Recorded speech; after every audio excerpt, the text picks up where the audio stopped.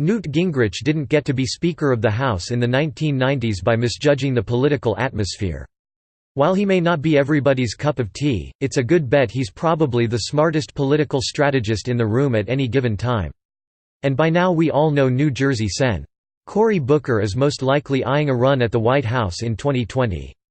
It may have never been more apparent than when he pulled his childish escapades during last week's Senate Judiciary Committee hearings for Judge Brett Kavanaugh's confirmation to the Supreme Court. But what are his prospects? Gingrich thinks Booker damaged his chances at a presidential run by his ridiculous grandstanding during the televised hearings. You know, when you see these kind of stunts, particularly if they're not well done, I think Booker shrank as a possible presidential candidate yesterday, except maybe on the Comedy Channel. Gingrich said Friday on Fox News Mornings with Maria, the whole thing was absurd. It has the kind of hyperbole. Spartacus, for those who've never paid attention to him, was a gladiator who led a rebellion, at the end of which he and several thousand people were crucified.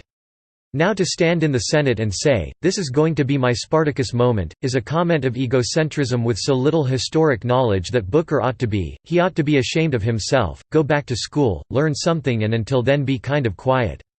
This is not the first time Booker has taken advantage of televised hearings to grandstand. In January, The Hill reported how Booker criticized Homeland Security Secretary Kirstjen Nielsen for saying she did not hear President Trump say the United States should not accept immigrants from whole countries. Booker shouted at Nielsen and banged his fists on the dais as he addressed her melodramatically. The commander-in-chief in an Oval Office meeting referring to people from African countries and Haitians with the most vile and vulgar language, Booker said, "That language festers. When ignorance and bigotry is allied with power, it is a dangerous force in our country. Your silence and amnesia is complicity.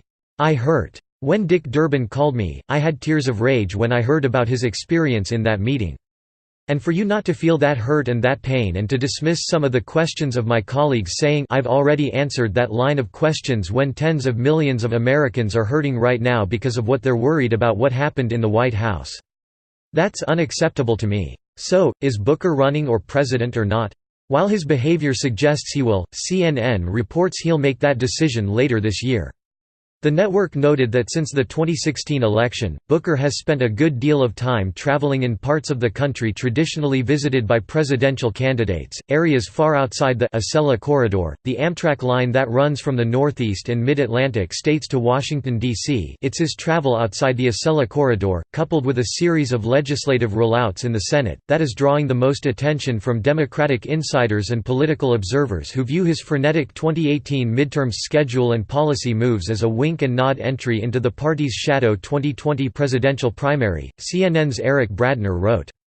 In an interview aboard the Acela, Booker says he'll make a decision about whether to run for president at the end of this year.